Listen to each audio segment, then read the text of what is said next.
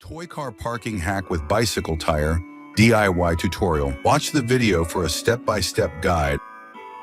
In this creative DIY video, I show you how to make a toy car parking hack using simple materials like a bicycle tire, wooden sticks, toy cars, thumbnails, screws, and LED rope lights. I started by taking a bicycle tire and using wooden sticks to create evenly spaced shells, forming a unique parking area for toy cars. To securely attach the wooden sticks, I use screws. This version incorporates the kids' room decor aspect and suggests how this project can enhance home decor. The finishing touch is a colorful LED rope light to illuminate the setup, making it not just functional, but also visually appealing.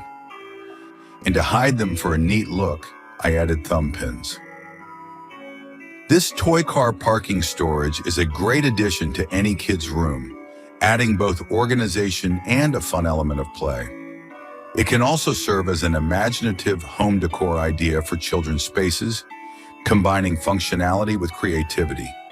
Whether you're organizing toys or looking for a fun decoration, this DIY hack is perfect for enhancing your home decor while keeping things tidy.